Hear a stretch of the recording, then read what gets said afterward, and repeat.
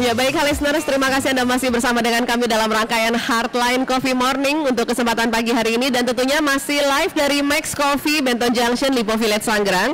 Dan saya Ria serta rekan Jose Marwan masih menemani Anda, serta ada 3 narasumber kita, Bung Jose ya. Iya, ada Ibu Ita. Ibu Ita, beliau dari PT Cantika Puspa Pesona Marta Tilar Group. Iya. Lalu juga ada Pak Jamie Yapola, beliau dari Friday Chicken Stako, Pak ya, bacanya ya, Stako. Oke. Saya ingin ke Bu Ita dulu deh tadi ya.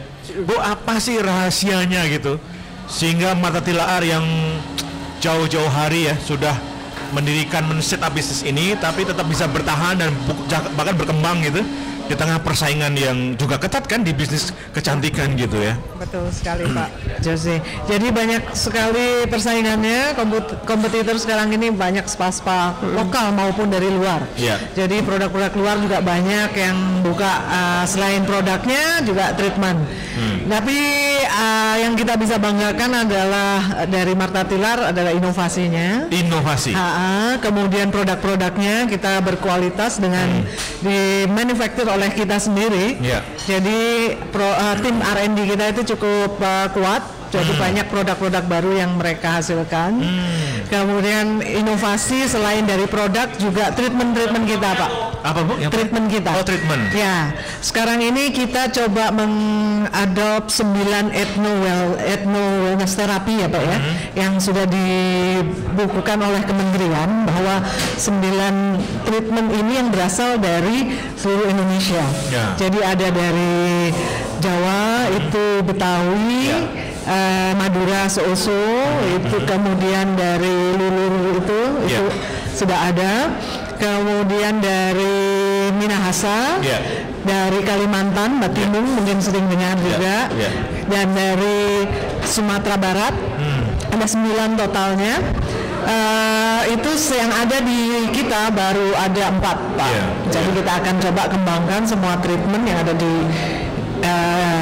kita saat ini adalah Lulu dari Jawa, Boreh dari Bali, kemudian Batimung dari Kalimantan, dan Bakera dari Minahasa yang baru kita launchingkan di bulan Juni kemarin. Betul. Jadi kita dengan terus berinovasi, otomatis para customer kita pasti akan ingin mencoba terus di Dan ada kebanggaan juga ya ketika kita menggunakan produk dalam negeri gitu. Betul, iya. Kalau umpamanya ada lipstik, ada bedak dari Batak kan sih juga gimana? Rasa kebahagiaannya ada ya. Bangga itu ada. Iya, nanti juga akan ada treatment dari Batak juga. Dari sana terkenal, kalau nggak salah ada salah satu steamnya yang cukup terkenal yang mungkin akan kita kembangkan di masa akan datang. Ya. Pijitannya juga berasa Mas. Iya, lebih keras gitu maksudnya. Kalau jauh pijit ya. Kadang-kadang kan biasanya kalau pijit, ayo dong keras lagi dong, keras lagi. Ambil treatmentnya. Jadi nggak usah diminta, udah langsung dikeraskan ya. Ini cukup nggak? Pasti belum cukup. Pak, jadi inovasi ternyata memegang peran penting Pak Joko ya. Iya betul. Jadi mengembangkan suatu bisnis ya. Jadi kan kata kuncinya inovasi. Jadi ngembangin riset di daerah ini sukanya. Berarti kan membuat, apalagi kita keragaman kita itu kan banyak banget gitu. Kalau bicara soal Marta Tilar, bicara soal teknik pijatan banyak daerah, teknik luluran banyak daerah.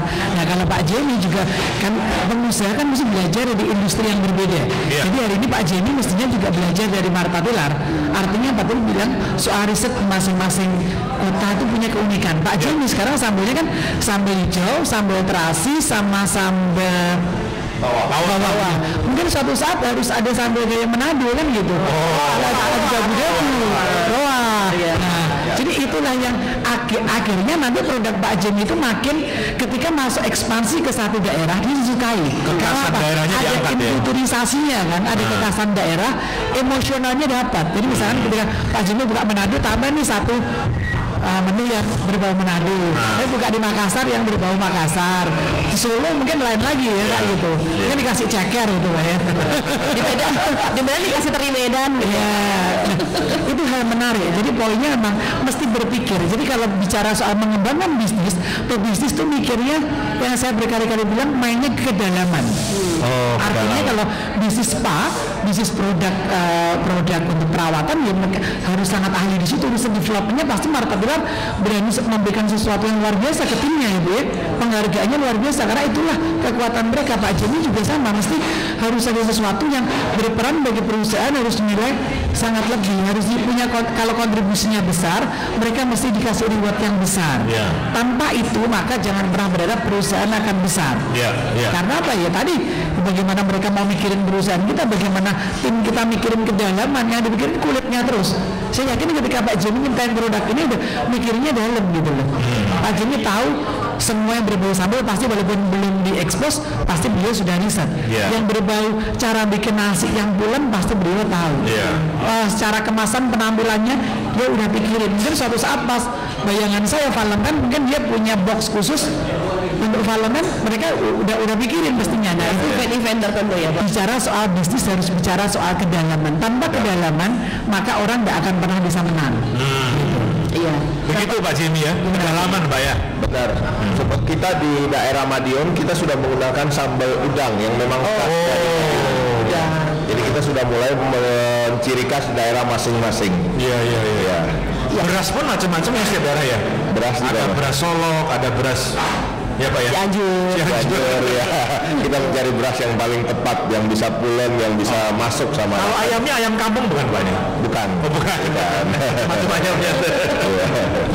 Oke. Nanti ya. Kalau menghadapi kompetitor gimana Pak? Kompetitor yang mungkin nanti akan ada yang mungkin mencoba mencontoh dari bagaimana? Ya, untuk menghadapi kompetitor, kita senang ya kalau ada kompetitor, berarti kita harus segera inovasi. Lebih semangat ya? Iya, lebih semangat. Berarti diterima market, berarti produk kita bagus. Kalau tidak ada kompetitor, berarti produk kita itu nggak bagus. Nah, dengan adanya kompetitor, kita harus berinovasi dengan menciptakan banyak-banyak produk yang sesuai dan bisa diterima market. Seperti sambal yang khas daerah masing-masing itu.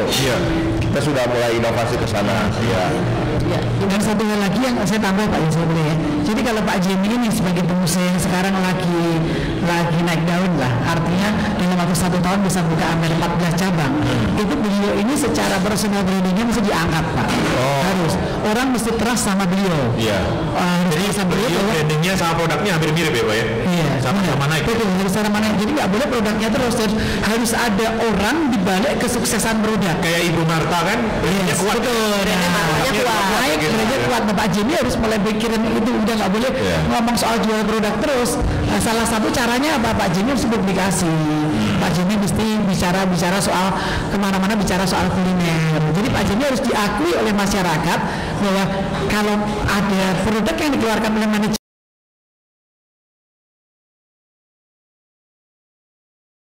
secara produk kualitinya bagus, yang secara value orangnya bagus, yang secara bisa franchise-nya pasti happy kalau sama dia. Nah itu yang penting.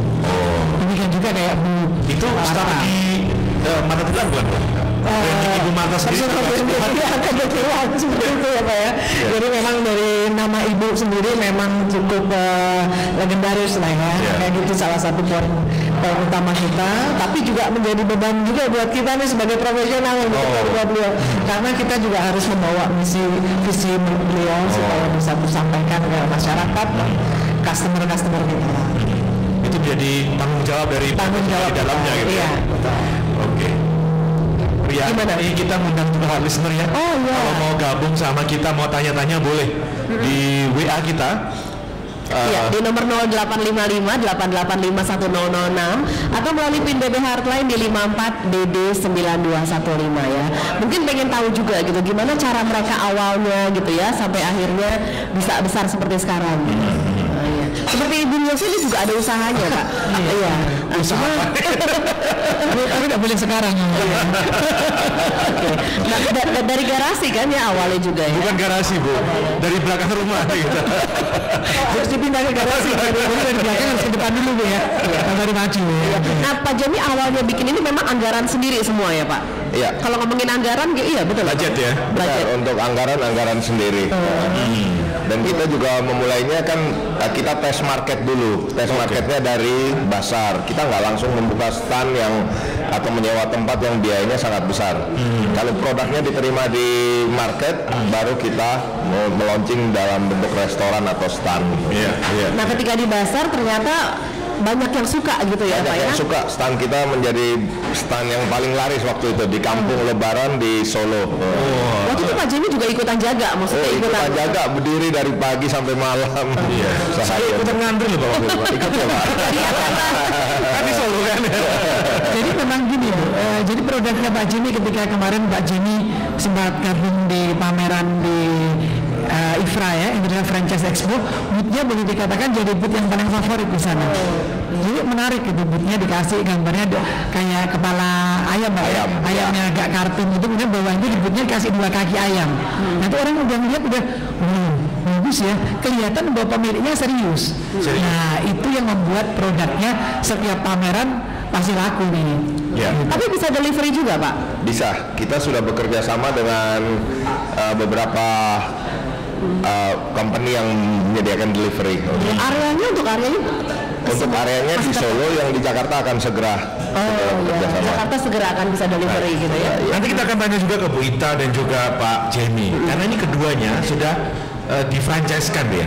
Nah, bagaimana tantangan menjaga mutu, ya kan? Supaya setiap franchisor ya, Franchisor itu bisa punya standar ya. visinya sama dengan Franchising. franchising-nya. Itu tantangan, dan kita akan kupas setelah yang satu ini.